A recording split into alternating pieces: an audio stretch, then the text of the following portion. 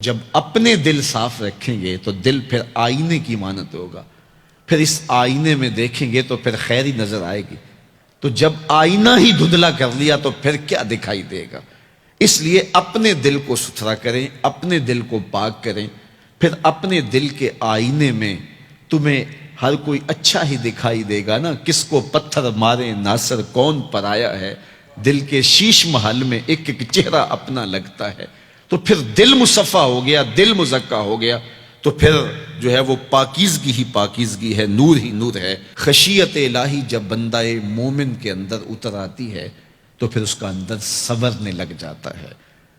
جہاں کوئی کیمرہ نہیں ہوتا، جہاں کوئی ایجنسی نہیں ہوتی، جہاں کوئی دیکھنے والا نہیں ہوتا، وہاں یہ خوف طاری ہوتا ہے کہ میرا رب مجھے دیکھ رہا ہے، اور یہ تصور انسان کی زندگی کے اندر خیر لاتا ہے۔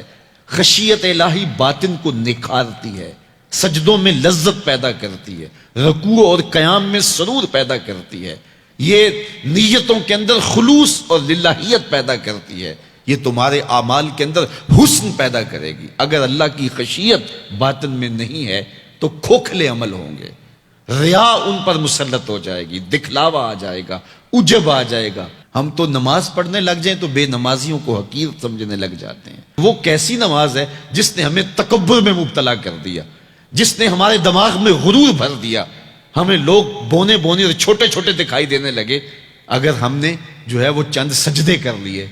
لیکن وہ لوگ جو خشیت الہی کے نور میں پرورش پاتے رہے، وہ ساری زندگیاں عبادت میں گزارنے کے بعد پھر بھی روتے تھے، پتہ نہیں ہماری باتیں بھی قبول ہوئی ہے کہ نہیں۔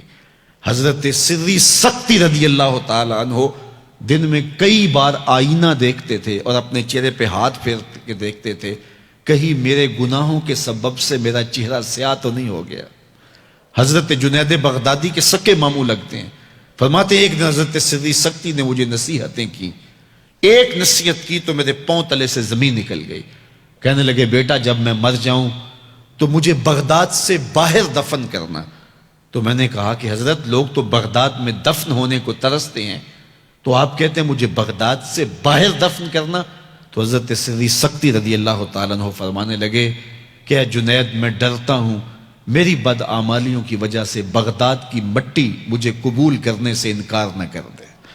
یہ وہ لوگ تھے تتجافا جنوبہم عن المضاجع، جن کی کروٹیں خوف و طمع میں بستروں سے الگ رہتی تھی اور اللہ کو پکارا کرتے تھے، راتوں کی تنہائیوں میں اٹھ اٹھ کے راتوں کو آباد رکھا کرتے تھے۔ حضرت شیخ سعدی نے لکھا ہے کہ مطاف میں ایک شخص کنکروں پہ پیشانی رکھ کے رو رہا ہے اور کیا کہتا ہے، اللہ مجھے معاف کر دے نہیں تو قیامت کے دن نابینا اٹھانا، تیرا کیا تیرے بندوں کا سامنا نہیں کر پاؤں گا۔